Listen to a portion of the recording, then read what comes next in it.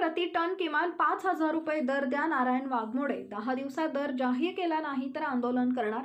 चालू आर्थिक वर्षाच्या नवीन गळीत हंगाम सन 2024 ते 25 चा ऊस गळीत हंगाम चालू झाला असून यावर्षी ऊसाला कमीत कमी 4 ते 5,000 रुपये प्रमाणे हमी भाव जाहीर करावा.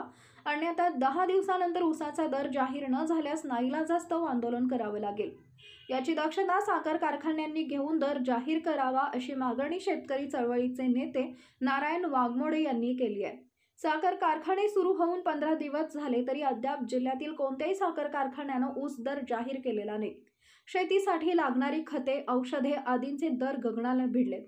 शेतीच्या मशागतीसाठी लागणाऱ्या खर्चानं उच्चांक गाठला असल्यानं शेतकरी आर्थिकदृष्ट्या कमकुवत व कर्जबाजारी बनत मेटाकुटीला आलाय.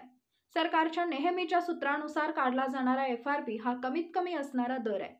शासनाने यामध्ये कोजनरेशन, इथेनॉल, कंपोस्ट आदी उपपदार्थांपासून साखर कारखान्यांना होणारा फायदा शेतकऱ्यांना दिल्या जाणाऱ्या दरामध्ये समाविष्ट केल्यास 5,000 रुपयांपर्यंत दर देणं शक्य आहे.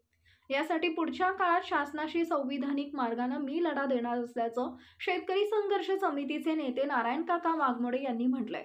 ऊस दरासंदर्भात माननीय जिल्हाधिकारी यांना दिलेल्या निवेदनात याविषयी तोडगा काढण्यासाठी मुख्यमंत्री यांची भेट मागितली आहे. पॉवर मराठी न्यूज नेटवर्क, एकच नजर चौफेर खबर. Power Marathi news. आज माननीय जिल्हाधिकारी साहेबांची भेट घेण्याकरता आलो होतो, कारण चालू वर्षी ऊसाला साधारणपणे 4 ते 5,000 भाव मिळावा या आशयाचं निवेदन आपण कलेक्टर साहेबांना दिलेलं आहे.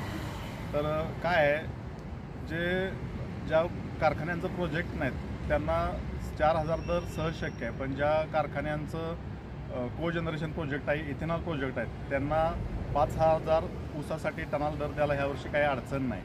कारण शेतकऱ्यांना एकतर विचार केला तर खते आणि मेहनतीचा इतर जर खर्च, उत्पादन खर्च काढला तर परवडत नाही, इतका कमी भाव मिळतो.